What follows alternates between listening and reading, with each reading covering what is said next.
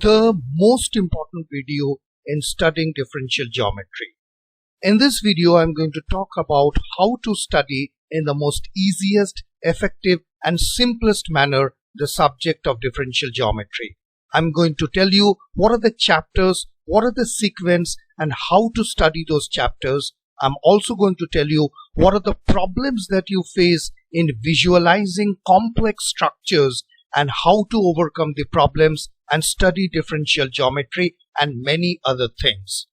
My name is Shaunak and you're watching this video on my channel Physics for Students.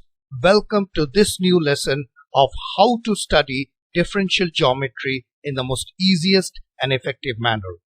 Okay, so first of all, let us look what are the topics that we are covering. We are first going to understand the problems that we face while learning differential geometry in the intrinsic geometrical manner. We are also going to learn how to visualize, how to study curvatures and the sequence of study. What are the things, the common errors and what are the things we should keep in mind. Surfaces in 3 dimensions, how to study them. Refreshers on calculus, why it is. The first and second fundamental form, how to approach this learning, geodesics, minimal surfaces, how to study, and the Gauss Bonnet theorem. Now before I start, I want to remind that this video is not about teaching the lessons of differential geometry, but to tell you how to study so that you don't face any problem in studying differential geometry and the learning becomes more effective, easy, fast, and you enjoy learning this topic. Okay, so first of all, I would like to tell you that the earlier video I made, this one, the lesson 3 of differential geometry, about a year back, was a kind of a generic approach, but however, it is something which has gained quite a lot of I would say attention, and many subscribers, thanks to you, have given me many feedback and got good comments. I would request that if you are willing to study sequentially, you can go this. It is there in lesson number 3 in my playlist in differential geometry. However, I would like to tell you this video has got a generic approach towards differential geometry. The general books are also there, overall guidance, a general approach towards the subject and general preparation techniques. So moving out from the general part, now I would like to go and mention you what are the specific chapters and what are the problems that you face and how to overcome those problems. First of all, you will see that the basic problem is not the mathematics, not the calculus, but the problems in visualizing what is called an intrinsic geometry. Let us look into that. Okay, so the differential geometry actually is divided basically overall into extrinsic differential geometry, which is basically the submanifolds of Euclidean space, and it is relatively easier to visualize because we know what is a 3-dimensional R3, so it is more or less easy. The problem starts with intrinsic differential geometry, which is the manifolds with the Riemannian metric, and here it is difficult to visualize. Now, why it is difficult to visualize and how we can overcome that, that is basically our target for this part of the video. Okay, so you see, I will first show you what are the examples of extrinsic and intrinsic geometry. Then I will show you how we will overcome that problem. So you can say this is an extrinsic geometry where the embedding is basically on a parametrized surface. Intrinsic geometry is something which looks like this. It is more or less Riemannian manifold which speaks of atlas and chart. So you can see how phi 1, 2 and phi 3, 1 are getting mapped from one part to another. This is also an example of extrinsic triangulation. I hope you all know about extrinsic triangulation. What is a triangulation? So xi is basically an element of R3 and xj, and this is intrinsic triangulation where we are speaking of the connectivity not only of the vertex but the edges and the lengths. We also can see that this is a shape which is more or less extrinsically, we can see those lines, etc. But this is an intrinsic part where we can go more into the details and we can see the colors, etc. One more example of extrinsic triangulation would be this, and intrinsic triangulation is basically this, which takes part of the edges and it shows how it looks like. Okay, now the thing is that all those intrinsic triangulation and all those intrinsic shapes gets our mind and brain into a problem of learning. Now when I am standing outside, for example this one, I can understand and I can visualize easily. That means I am standing outside the house, my house, and I can see the house shape, where is the roof, where are the windows, etc. Right? But as soon as I get inside the house, for example this one, and this one, I get confused. That means I am unable to understand where the window or where those things will be. So here it is, when you move inside the object, you lose the visualization of coordinates and you lose the image of the structure. So the question lies is, what is the solution? Now here I would like to tell you that this solution, what I am mentioning, might not be applicable to each and every individual, but it will be applicable for those who lacks, I wouldn't say lack, but whose visualization is more extrinsically, these things will come much to you. So extrinsically we don't have any problem, but with intrinsic geometry we face a problem. Now here is my solution. So for example, I am standing outside this house and I can see where the chimney is, where the window, the door, etc. is. So the best thing is that when I take this house, for example, I am taking a kind of a geometric understanding of this house and I move inside now of the house and I need to measure the coordinates. I need to measure the ceiling, the floors, etc. For example. So what I will do, the solution is that I will construct a miniature house inside that house. Okay. So what I am doing is that I am constructing a miniature house of that house, and then I am mentioning these coordinates and mapping with the corner, this one with this and this one with the line. So what I am doing is that I am trying to create and imagine a similar shape within that shape. Then I map the curves, edges and of the smaller shape with the bigger shape. Then this will create a similar structure, and then the equations and the calculation will start becoming easier and the visualization will be better and easy. So what I am trying to do, this is something same which we do in differential geometry, that is a concept of mapping. So I am creating a miniature structure within that structure, and I am visualizing that I am outside the miniature structure just as I was in the earlier figure, right?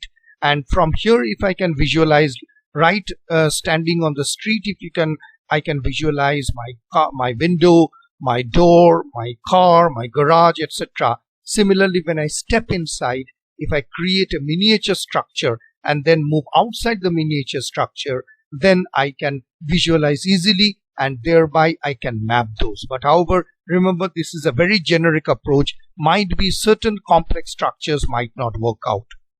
Okay, so same thing we can do as a sphere. We are standing outside, we can see, and then we move inside, we create a miniature sphere, and then we can map those lines here and here. We can do with the same with other kinds of shapes and complex structure. We can create a miniature, visualize yourself in that structure, and start mapping the necessary coordinates. Again, a note of caution, this might not be interesting for some of the viewers. It might not work out exactly. But however, this can be a way in which intrinsic viewing of differential geometry, complex structures can be taken care. Okay. The first thing which I would say before starting anything in differential geometry is to study the curves. Okay, when we are talking of studying the curves, the first note of caution is that some books you will see that they directly jump into what is called a manifold, a differential manifold and further structures of manifold. I would say not to do that. Let us not first understand what a manifold is, but rather let us jump into studying curves.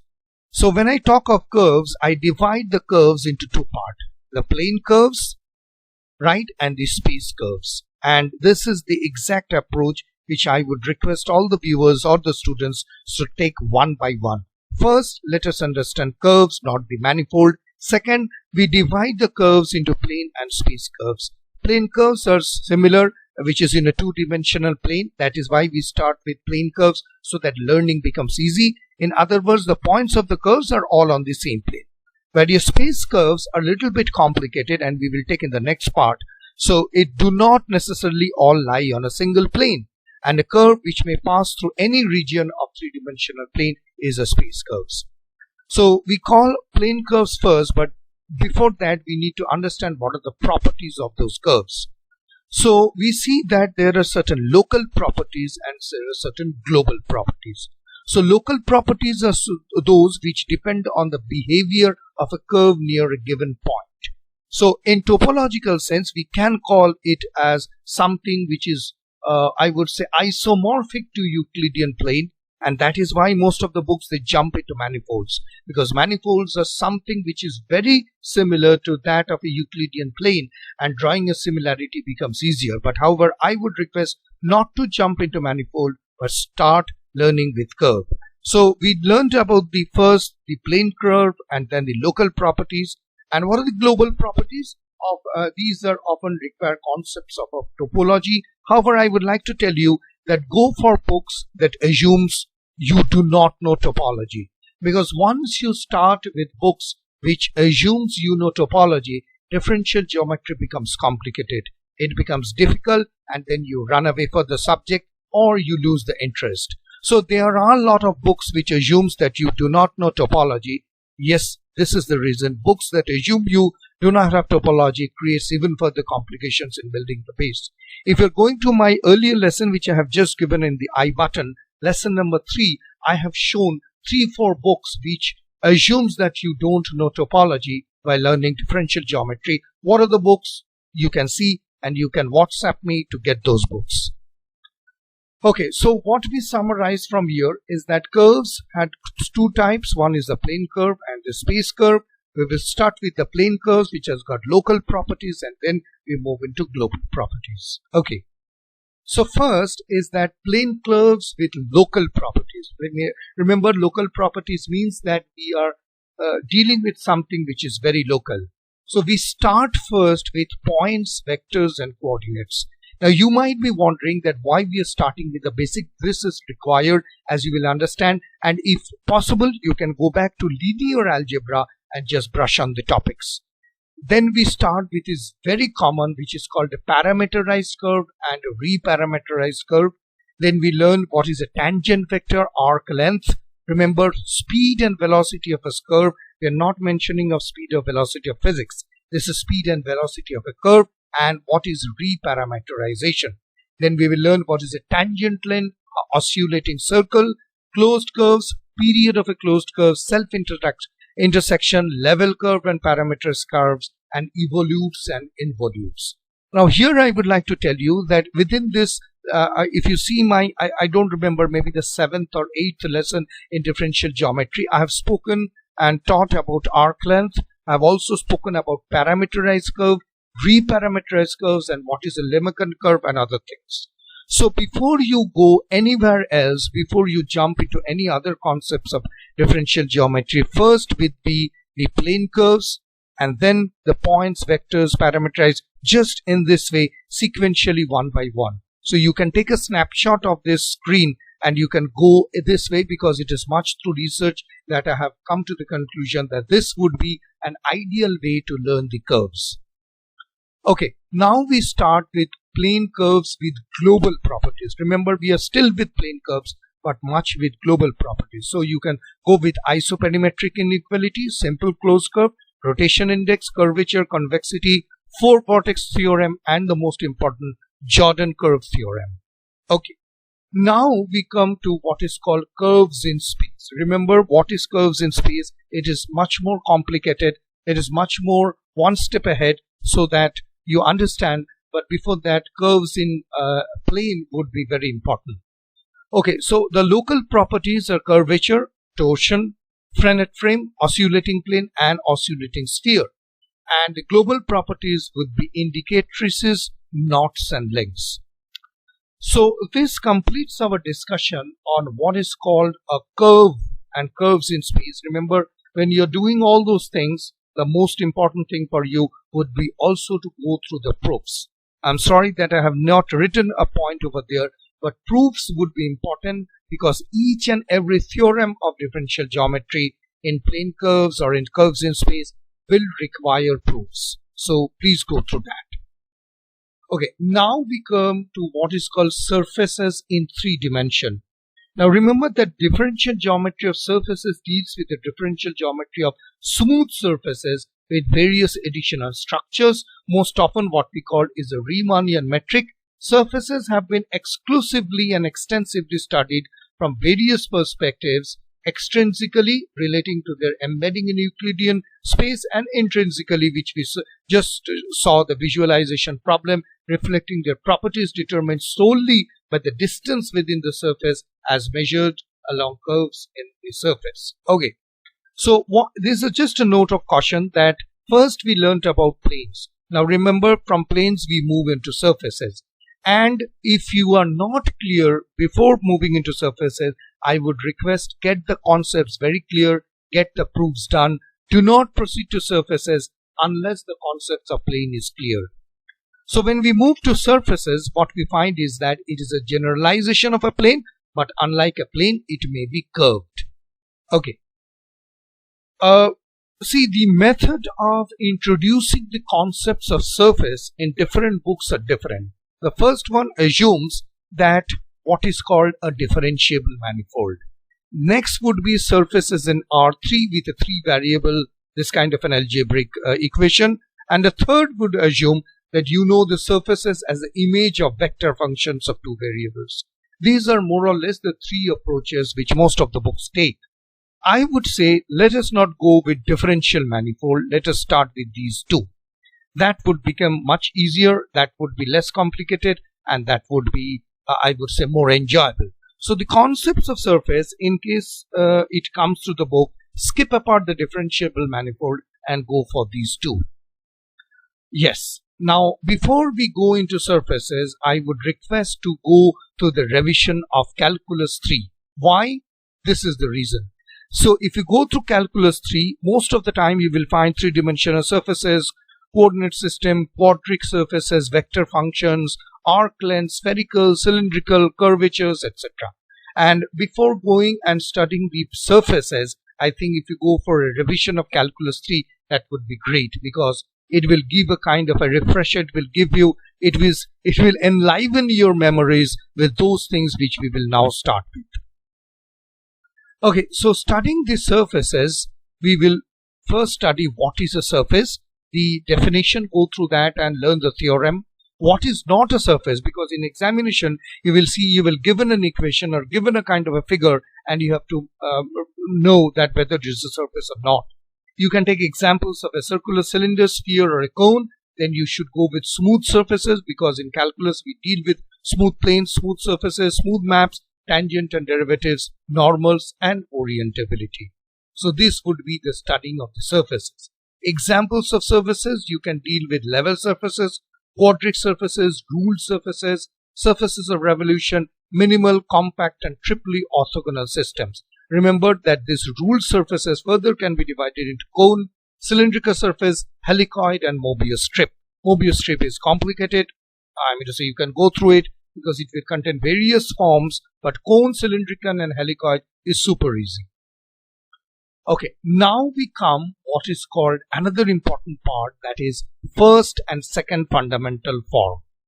Now what is first and second fundamental form? So when we are measuring the curved surfaces, whatever the types of measurements, we see what is called a first fundamental form. It is actually the calculation of curvature and metric properties of a surface such as length and area in a manner consistent with the ambient space. In other words, simply you can say that first fundamental form is something which deals with intrinsic geometry. The second fundamental, the extrinsic geometry. The second fundamental form would be is a quadratic form of the tangent plane of a smooth surfaces in a 3-dimensional Euclidean space. So these are the two. This is actually invented by Carl Gauss. So first fundamental form, and then we will move into second fundamental form. Remember that what we are doing is that we are going with the measurement. We learned about the curved surfaces. Now we are trying to measure them more effectively. Okay. So the first fundamental form would consist of lengths of curves on surfaces, isometries of surfaces, conformal mapping, and equatorial maps, and a theorem of Archimedes, which you can go through. This can be taken up two examples, generalized cylinder and generalized cone. Okay, now I would show you simple. This is, a kind of a simple calculus surface area. And remember that this is the calculus 3 that calculates the surface area of a parametric surface, right? So when we say that a certain quantity can be measured intrinsically, right, we mean that it can be computed by measuring distances and angles on a surface without using any reference to exterior space of the particular embedding, right? So in particular, if certain quantity can be expressed solely in terms of the coefficient of the first fundamental form, it is an intrinsic quantity. So in the first fundamental form, we are dealing with intrinsic quantity. So just to show that the Theorema Eggregium, it is actually sufficient to show that the Gaussian curvature K actually can be computed solely using the coefficients of the first fundamental form. So here I have just, because in future I might be, I will develop a kind of a lesson plan on first fundamental form, but this is a basic example and how you should go with the first fundamental form. Okay, once we are done with the first fundamental form, we move into something which is called the second fundamental form, and these are extrinsic geometry because that was intrinsic. You need to learn about Gauss and Weingarten maps. Then comes the normal and geodesic curvatures and the parallel transport and covariant derivative. This part I have, the last one, parallel transport and covariant derivative, I have dealt in details in one of my few of my videos of general theory of relativity, especially the mathematics of general relativity. You can go and check on my playlist on general theory of relativity. Now, after the second fundamental form, we show how to extract geometric information from the second fundamental form of a surface, or which is something which is equivalent to Weingarten map. So the second fundamental form, when you're trying to extract geometric expression or information, it further expands into this: the Gaussian and mean curvature, principal curvatures on surface, surfaces, constant Gaussian curvature, flat surface, surfaces of constant mean curvature, and Gaussian curvature of compact surfaces. But remember, here is a note that before going into the extracting geometric information from Weingarten maps, you should understand what is the second fundamental form and the details of the second fundamental form. Okay, now we move into something next, what is called a geodesics, and the question is that what is the sequence and how to learn, coming up in the next part of the video. So the general idea behind the concept of geodesics is the generalization of straight lines in Euclidean space to the Riemannian manifolds. So a geodesic will be constantly parameterized. Let us see what are the constituents. First, definition and basic properties. Second, the geodesic equation. Third would be geodesics on surface of revolution, geodesic as shortest paths, and geodesic coordinates, right? So a geodesic will be constantly parameterized smooth curve of the manifold that is locally the shortest curve connecting 2 points. This is very important because in further study of Riemannian geometry as well as in other areas of theoretical physics, in particular general theory of relativity, that they are the trajectories of test objects moving in a non-trivial space-time geometry, which replaces the notion of gravitational field in this context. So I have dealt a little bit more about geodesics in my playlist. You can go and check into differential geometry. So geodesics are this, and it should be learned in this sequence. Okay, nothing to tell about this great person and this wonderful theorem. Next will be Gauss's theorem, Theorema Eggregium. You can go check out those proofs, do the examples. I think that's wonderful. Okay, now we come to know what is called the minimal surfaces. Okay, let us find it sequentially. Now you see, in the earlier section just now, we considered the problem of finding what is called the shortest path between 2 points on a surface. So that is called geodesics. We now consider something similar to problems in a higher dimension.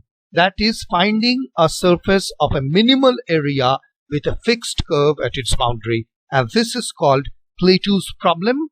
And the solution to Plato's problems turn out to be surfaces whose mean curvature vanishes everywhere. The study of these so-called minimal surfaces was initiated by Euler and Lagrange in the mid-18th century, but now it is also studied. So Plato's problem will deal with Gauss map of minimal surfaces, conformal parametrization, and minimal surfaces and holomorphic functions. I'm not going into those things because again then I have to make a lesson plan. But remember that before going into Plato's problem or minimal surfaces, the concept of geodesics has to be clear. So learn it sequentially. Okay, now we come, I would say lastly, to what is called the Gauss Bonnet theorem. And in the mathematical field, it is a fundamental formula which actually links curvature of a surface to its underlying topology. Okay, so before that, I cannot, really hold with the excitement of showing the Gauss Bonnet theorem in an easy manner. So if I get a kind of I can say even before that, that if I case a case of a triangle on a plane, we know that the sum of its angles will be equal to 180 degrees, right? So the Gauss Bonnet theorem extends this to more complicated shapes and surfaces, and something which is connected to local geometries where the angles would be preserving their shapes and structures. Okay, so if I get a kind of a manifold like M, right, and now if I try to bend it in any way, I bent it in any kind of a way, right? So what I get is that if one bends and deforms the surface, its Euler characteristic being topologically invariant will not change, but some part of it will change. So the theorem states, the Gauss Bonnet theorem states, somewhat surprisingly, that the total integral of all curvatures will remain the same no matter how the deformation is being done. And this theorem is named after Carl Friedrich Gauss, who developed a version but never published it, and later Pierre Ossian Bonnet, who published a special case in 1848. So we go with the Gauss Bonnet theorem here, and we learn integration on compact surfaces and Gauss Bonnet for compact surfaces. However, the Gauss Bonnet theorem has got a lot of applications. It can be map coloring, it can be holonomy on Gaussian curvature, singularities of vector fields, and critical points. Okay, so more or less overall, although the subject of differential geometry is quite extensive, I can say that more or less we have covered the major topics. So here is a kind of a quick summary, and this is very important because this is how you're going to learn. First, we will learn how to visualize, then we study the curves, then we study the local and global properties of curves. We try to read through book which doesn't assume topology. We make sure that the concept of curves on plane is clear before, and then revising the calculus 3, we only move into studying surfaces, the first and the second fundamental form. Then we learn geodesics. Then again, before moving to minimal forms, let us make sure that geodesic is completely done. Then we come to minimal surfaces and we come to the Gauss Bonnet theorem. So this is a kind of a study guide, a kind of an effective way so that you do not get lost, you do not get frustrated, or you do not find differential geometry as a difficult subject. Do let me know your comments. How did you like the video, the study guide? And lastly, if you really want me to make another video explaining and providing the books on each of the, I would say, chapters, for example, a book on curve, a book on global properties, a book on first and second fundamental theorem form, I can also do that.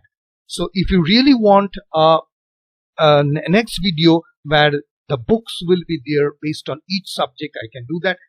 But please do let me know whether you want it or not in the comment section. Otherwise, I will continue making videos on differential geometry on the subjects as on when in the upcoming video sequence. Thank you for watching this video. Please subscribe to my channel Physics for Students and click on the bell icon to get all the notification from Physics for Students.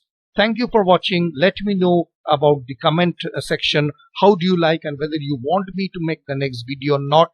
And keep an eye on Physics for Students because I will be back with more interesting video on physics, mathematics and science. Thank you for watching and have a great day ahead. Thank you for watching this video. We appreciate your time and patience. If you want to connect with us and provide further feedback, comment or suggestions, please email us at contact.physicsforstudents@gmail.com. You can also follow us on Facebook, Instagram, and LinkedIn. See you soon in the next video.